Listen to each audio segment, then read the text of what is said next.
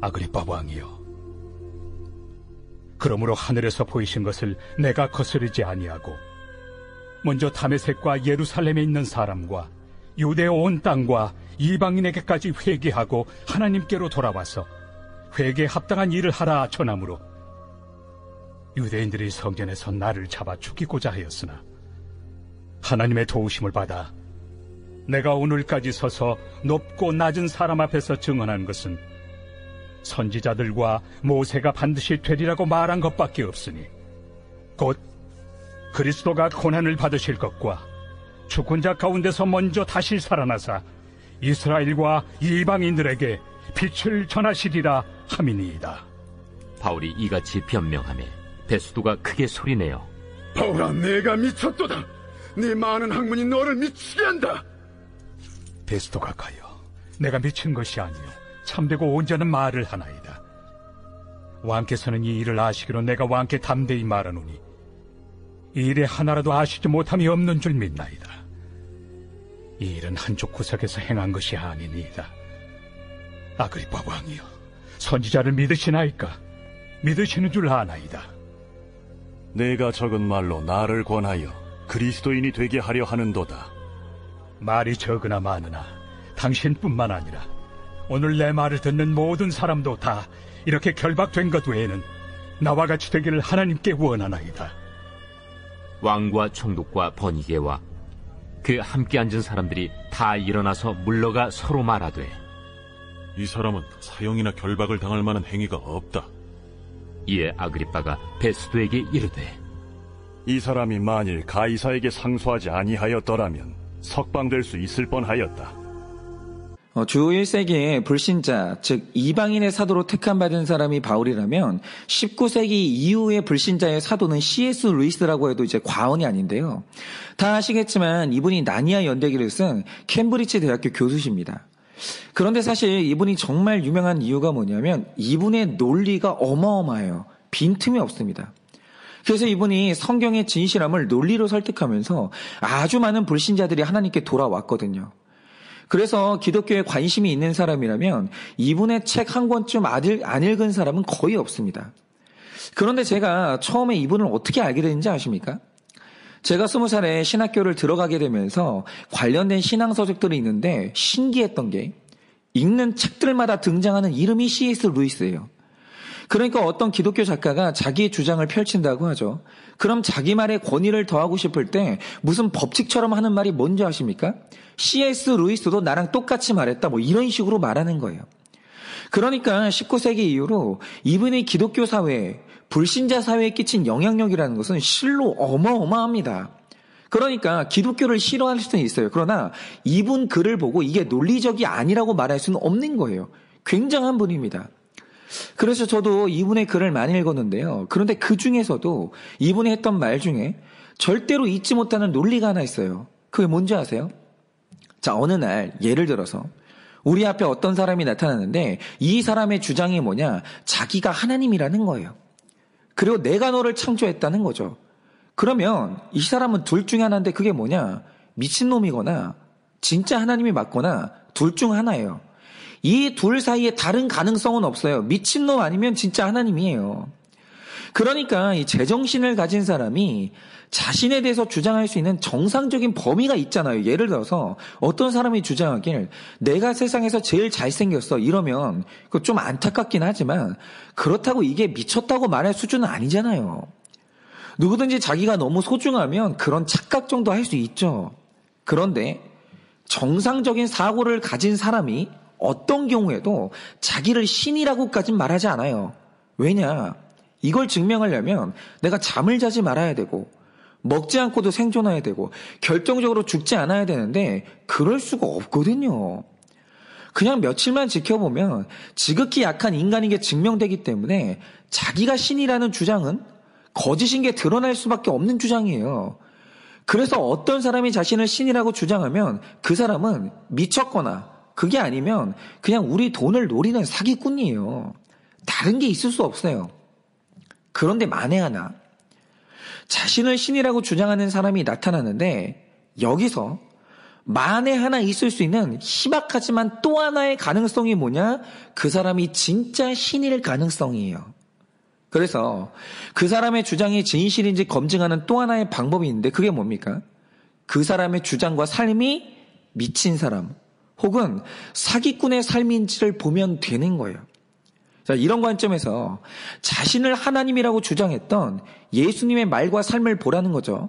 우리가 예수님을 말하면서 절대로 우리가 예수님을 선생님, 아주 대단한 위인 이렇게 말할 수 없어요. 왜냐하면 예수님이 자기를 일컬어서 나는 하나님이다, 신이라고 말해버렸거든요. 그러니까 우리가 예수님을 바라볼 때 둘 중 하나의 판단밖에 못해요. 그게 뭐냐? 예수님은 미친놈이거나 진짜 하나님이에요. 둘 중에 하나밖에 없어요. 그러면 그분은 미쳤을까요? 그분의 말을 떠올려보자 이거죠. 자, 어느 날 예수님이 복을 말하면서 팔복을 말했어요. 여러분 혹시 팔복 읽어보셨습니까? 그거 읽어보셨으면 이게 미친 사람이 할 수 있는 주장일까요? 그리고 어느 날은 가늠하다 잡힌 여인을 죽이냐 살리냐의 문제를 놓고 사람들이 예수님께 그 여자를 끌고 와서 물었어요. 죽일까요? 살릴까요? 그때 그분의 대답이 뭡니까? 그래, 죽일 수 있지. 그런데 이 중에서 죄 없는 자가 먼저 돌로 쳐. 여러분, 이렇게 나도 살고 그 여인도 살리는 신의 한 수를 던졌다는 거죠. 그런데 이게 미친 사람이 할 수 있는 말일까요?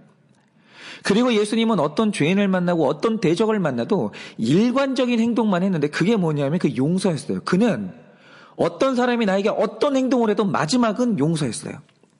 그리고 돌아가실 때는 어떤 이익도 남기지 않고 전부 다 나눠주신 후에 돌아가셨어요. 그러면 이게 우리 돈을 노리고 사람을 조종하는 교주의 삶일 수 있냐라는 거예요. 즉, 지금도 전 세계에서 수많은 사람들이 33살에 죽은 예수라는 청년을 나의 하나님이라고 받아들여요. 그런데 이렇게 된 이유가 뭔지 아십니까? 그 청년이 분명히 주장하길 자기는 하나님이라고 했거든요. 이랬으면 우리는 예수님에 대해서 다른 선택을 할 수 없어요. 예수님은 우리 선생님이 아니에요. 예수님은 위인이 아니에요. 예수님이 자신에 대해서 주장하길 내가 하나님이라고 했으면 둘 중에 하나만 선택해야 돼요. 그는 미쳤다고 얘기하면서 떠나든지 그를 나의 하나님으로 받아들여야 돼요. 그런데 그 사람의 가르침, 그분의 인격, 그 사람의 삶과 사랑을 보면서 미쳤다거나 사기꾼이라고 말할 만한 흔적이 없는 거예요. 오히려 예수라는 인물은 진실 그 자체였다라는 거죠. 바로 여기서 많은 사람들이 예수님을 모세와 선지자들이 예언했던 고난받는 종 메시아이구나 이걸 믿은 거예요. 그래서 우리는 33살에 십자가에 달려서 죽은 그 청년을 좋은 선생님이라고 말하지 않아요. 그분은 하나님이에요. 근데 이거 못 믿겠으면 예수님을 미친 사람이라고 하면서 떠나면 되는 거예요. 선생님이라고 말하는 건 기만하는 거죠. 즉, 그분의 삶과 말씀을 통해서 나를 하나님이라고 주장했던 그 주장의 진실성이 입증이 된 겁니다. 여러분, 마찬가지로 우리도 살면서 수많은 주장을 합니다. 뭐 이럴 수 있죠. 저는 결백합니다.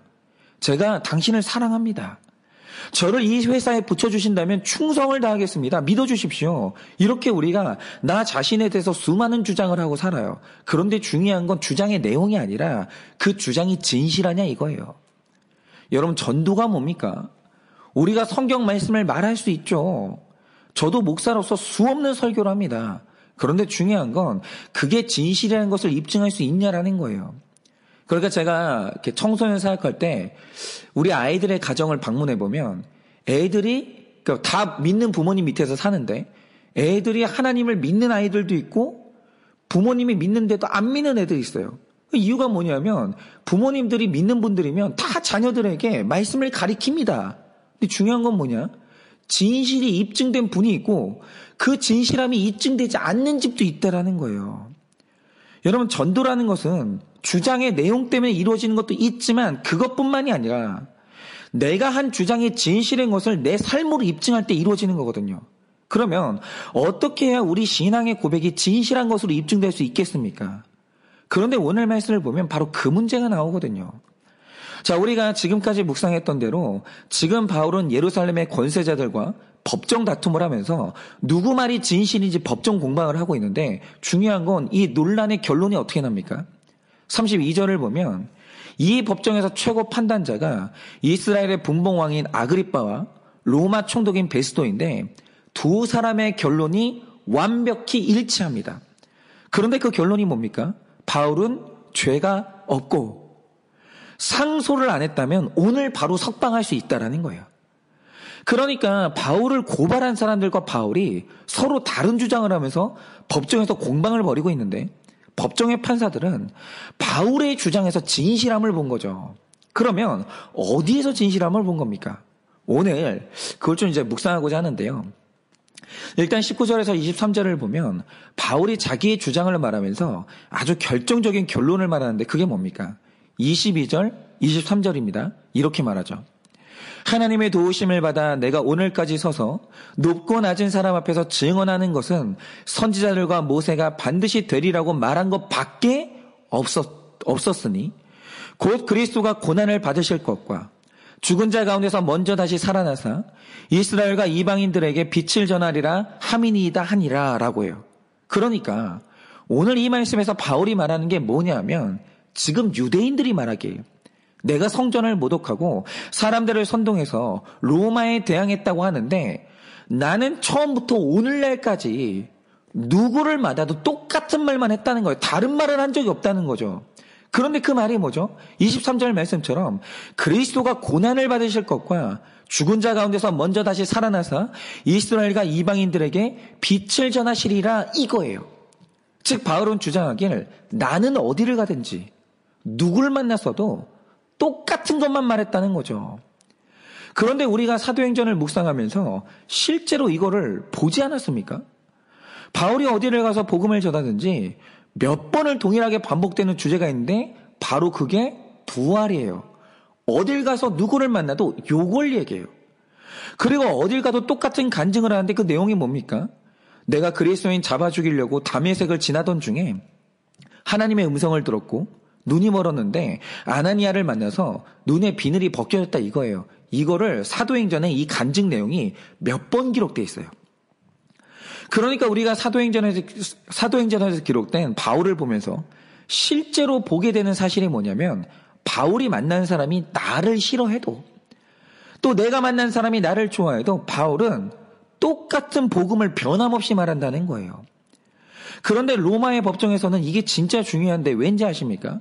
이게 오늘날도 내려오는 수사기법인데 자 서로 다른 주장을 하는 사람이 판사 앞에 섰을 때 판사는 반드시 진실을 가려내야 되거든요. 그런데 진실을 분별하는 가장 중요한 방법이 뭔지 아십니까? 바로 반복되는 질문을 던지는 거예요. 그러니까 그 상황, 거기 있던 인물들, 시간 이런 것들에 대해서 계속 반복 질문을 하는 겁니다. 그럼 어떤 일이 벌어지냐? 거짓말을 하는 사람은 일단 말하는 상황이 다 허구고 없는 사실을 말해야 되기 때문에 생각이 굉장히 복잡해요. 단순하지 않습니다. 그래서 질문이 반복되면 반드시 거기서 모순된 진술이 나오고 처음 했던 말과 다른 진술이 술술 나오는 거예요. 이게 반복되는 질문을 던지면 거짓말은 이렇게 될 수밖에 없어요. 뭔가가 꼬입니다. 그러니까 이 거짓말의 특징이 뭐냐면 시간이 지날수록 일관성이 무너진다는 거예요. 똑같은 말을 할 수가 없어요. 그런데 법관들은 오늘 바울에게 반복되는 질문을 던지면서 그가 말하는 복음의 내용이 정확히 똑같다는 걸 확인한 거예요. 몇 번을 아무리 물어도 복음의 내용이 똑같아요. 그런데 반대로 로마의 법관이 이 중요한 판결을 내리면서 바울의 대적들이죠. 그동안 유대인들은 어떤 주장을 했는지 그건 조사 안 했을 것 같습니까? 했습니다. 그런데 중요한 게 뭐냐? 이들의 주장을 반복해서 질문 던지면서 들어보니까 이들의 주장은 계속 변하더라는 거예요.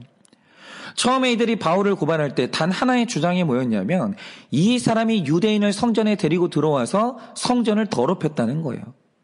그런데 시간이 지나갈수록 바울이 저지른 죄가 계속 추가되는 거예요.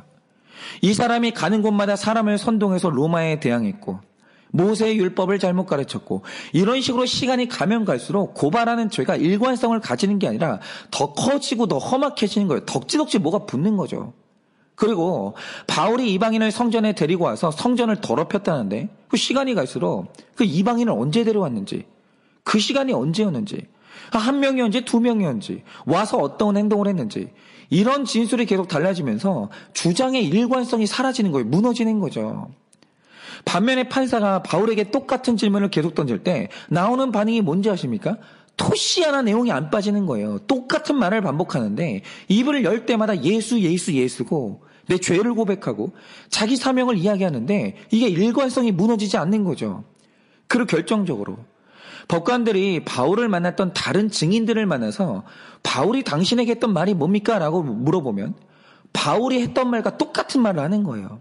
그러니까 바울을 만났던 사람들은요, 바울의 입에서 복음밖에 들은 게 없는 거예요. 바울이 다른 말을 안 했거든요. 즉 나의 진실함을 입증할 때 가장 중요한 요소가 뭔지 아십니까? 그 사람의 말의 일관성이에요. 그러니까 이런 면에서 신천지가 거짓말일 수밖에 없는 이유가 뭔지 아십니까? 이거는 이제 녹취록도 있는데 분명히 한때 신천지는 이만희의 영생설을 주장했거든요. 그런데 문제가 뭐냐? 이만희가 눈에 띄게 늙어요. 늙어요. 그리고 영생한다는 사람이 허리가 아파서 병원에 입원하지 않나. 그래서 지금 신천지도 알거든요. 그 중심 세력들은 이만희가 언젠가 죽는다는 거 알아요. 그래서 요즘에 신천지 내에서 하는 작업이 뭔지 아십니까? 이만희가 죽는 날을 대비해서 이 죽음을 합리화하는 교리 변경 작업이 진행되고 있다는 거예요. 그런데 자신의 말이 진리라고 주장하는 사람은 교리를 변경하는 순간 생명이 끝나거든요. 생각해 보세요. 여러분, 우리가 어떤 보험 상품을 고르는데 어떤 보험회사가 수시로 약관을 변경한다고 하죠.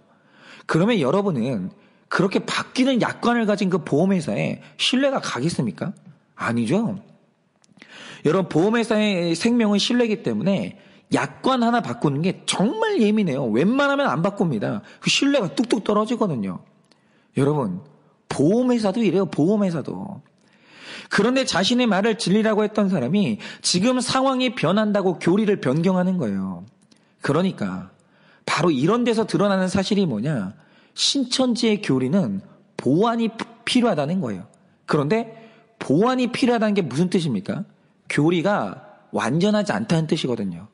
그런데 진리라는 개념 안에는 불완전성이 없어요. 진리라는 말이 성립되려면 영원히 변하지 않는 완전함이 필수 요건이거든요. 진리는 보완과 변경이 일어날 수가 없어요. 그 자체로 완전하기 때문에. 그러니까 뭔가가 변경됐으면 일단 그건 진리가 아니라 사기예요. 그러니까 변경됐으면 그냥 인간의 말이라고 하면 돼요. 그런데 진리라고 하면서 변경됐다. 그건 사기입니다. 그리고 천주교도 마찬가지예요. 제가 예전에 말씀드렸지만 천주교가 제2차 바티칸 회의 때 예수님만이 유일한 진리가 아니라고 하면서 교리를 변경합니다. 그런데 이렇게 한 이유가 뭔지 아십니까? 예수님의 유일성을 주장하면 앞으로 다가오는 세상에서 적응할 수가 없다라는 거예요. 앞으로 세상은 다양성이 확산되는데 그 세상에서 천주교가 살아남으려면 다른 종교의 구원도 인정해야 된다라는 거죠. 그러면서 그들이 성경의 교리를 고쳤어요. 그리고 신학계 안에는 자유주의라는 학파가 있는데 이들이 성경 안에는 기적을 전부 사실이 아니라 신화로 변경했거든요. 그러니까 부활도 역사적 사실이 아니라 신화고 오병이어도 역사적 사실이 아니라 신화라는 거예요. 그런데 중요한 건 이렇게 변개한 이유가 뭔지 아십니까? 공교롭게 이것도 시대적인 적응이에요. 교회가 이렇게 논리적이고 과학적인 세상에 적응하려면, 세상과 소통하려면 지금처럼 동정력 탄생을 주장하고 부활을 주장하면 안 된다는 거예요. 이렇게 교회가 세상을 두려워하고 교회가 세상에 집착할 때마다 일어나는 일이 뭐냐? 세상에 적응하기 위해서 내가 믿는 진리를 변경하는 거예요. 그런데 이상한 게 뭔지 아세요? 유럽에 이 계몽주의 바람이 불 때 유럽 교회가 그 시대에서 살아남겠다고 성경의 기적을 전부 다 신화로 변경했거든요. 고쳤습니다. 그런데 다 아시듯이 자 그렇게 고쳤더니 성경을 고치니까 사람들이 좋아했냐? 그게 아니라 언제든지 변경하는 말씀을 보면서 말씀에 대한 신뢰가 확 떨어진 거예요. 그리고 나서 지금 유럽의 교회는 초토화가 됐습니다. 초토화가. 그리고 나서 지금도 유럽 사람들은 도대체 이 세상에 변하지 않는 진리가 뭐냐 이걸 찾아 헤매고 있어요. 왜냐하면 유럽의 교회가 이미 성경을 고쳤거든요. 신뢰가 무너진 거예요. 그런데 오히려 교회가 힘을 얻고 부흥된 지역의 특징이 뭔지 아십니까? 말씀의 권위가 절대적이라는 거예요. 하나님의 말씀에 대해서 감히 변개할 시도도 하지 않았다는 거죠. 사람의 삶이 변해야지 말씀이 변할 수는 없는 거예요. 그런데 말씀이 변하지 않으니까 일어나는 일이 뭐겠습니까? 그들이 말하는 복음의 일관성이 지켜진 거예요. 아무리 조롱하고 핍박해도 예수님의 동정녀 탄생과 그분의 십자가 죽음 그리고 부활이 변함없이 선포되는 거예요. 그런데 바로 거기에서 그리스도의 진실성이 입증되면서 교회가 부흥을 한 겁니다. 여러분 사람들은요 변하지 않는 진리에 목말라요. 근데 우리가 진리라고 하려면 우리가 그것을 입증하려면 방법은 딱 하나밖에 없는데 그게 뭐냐 하면 변하지 않아야 되는 거예요. 그때만 이 복음의 신뢰성이 입증이 되는 겁니다. 그런데 이렇게 말씀의 진실함이 입증돼서 부흥한 대표적인 나라가 어딘지 아십니까? 바로 그게 대한민국이에요. 여러분 대한민국의 교회는 바로 이 말씀이 중심이에요. 마찬가지로 내가 있는 곳에서 내 신앙이 인정받고 거기서 전도가 되는 분이 있는 반면에 그리스도인이 어떤 곳에 있어도 전도가 안 되고 인정을 못 받는 분들이 있어요. 왠지 아십니까? 내 안에 세상에 대한 두려움이 있고 세상 욕심이 큰 분들은 세상에 적응하고 싶은 강한 욕구가 있거든요. 그런데 이런 분들의 특징이 뭐냐면 나의 신앙 고백이 상황에 따라서 계속 변한다는 거예요. 내가 믿는 자여도 술판이 벌어지면 신앙이 변경되면서 술 마시면서 그 상황에 적응해요. 음란패설이 시작된다. 내 신앙이 변경되면서 같이 음란한 말을 하고 이런 식으로 그곳의 상황에 따라서 내 삶과 주장이 변하는 분들이 있어요. 신앙 고백이 수시로 변하는 거죠. 그분들은 이걸 적응이라고 하시는데 문제는 뭐냐. 그렇게 수시로 변하는 말과 행동 속에서 복음의 진실성이 훼손된다는 거예요. 무너지는 거죠. 그런데 이건 목사도 마찬가지입니다. 처음 개척교회 할 땐 돈에 욕심내지 마라. 청빈하게 살아야 된다. 이렇게 외쳤던 목사님이 있는데 교회가 커지고 재정이 많아지면서 목사가 누릴 수 있는 재정적인 기회가 생긴 거예요. 그런데 이럴 때에도 외치는 말씀이 변하지 않아요. 바로 거기서 메시지의 진실함이 확정되거든요. 일관성을 가지니까. 근데 문제는 뭐냐? 사람이 상황이 달라지면 메시지가 변한다는 거예요. 목회가 어렵고 힘들 땐 구속사만 외쳤는데 물질이 많아지니까 조금씩 물질에 대한 관점과 태도가 변하는 거예요. 바로 거기에서 목회자가 외쳤던 메시지의 일관성이 훼손되면서 그분이 전하는 메시지의 진실함이 무너지는 거예요. 그러면 성도님들이 상처를 받는 거죠. 여러분은 어떠십니까? 오늘 바울이 어떤 위협 앞에서도 일관성 있는 삶과 메시지를 통해서 세상 왕들 앞에서 자신의 진실함을 입증하고 인정받았어요. 그런데 여러분은 안 믿는 배우자에게, 주변에 안 믿는 이웃들에게 내 말의 진실성을 인정받으셨습니까? 여러분의 자녀들은 우리 엄마 아빠의 신앙 고백은 진실해 이렇게 인정하고 있습니까? 아니라면 그 이유가 뭘까요? 혹시 세상이 두렵고 세상이 욕심나서 이 세상에 적응하느라 날마다 나의 말과 행동이 변하진 않았습니까? 그런데 이렇게 되면 세상에 적응 잘한다고 칭찬받는 게 아니라 나의 변하는 모습, 일관성 없는 모습을 보면서 내 복음의 진실성이 무너지는 거예요. 입증이 안 되는 거죠. 그러면 나의 삶 가운데서 전도는 물 건너가는 거예요. 그러니 상황에 따라 내가 믿는 복음이 변하는 그리스도인이 아니라 어떤 경우에도 변하지 않는 일관성을 지켜내셔서 내 복음의 진실함을 입증하시고 전도의 문이 열리기를 예수님의 이름으로 축원을 드립니다.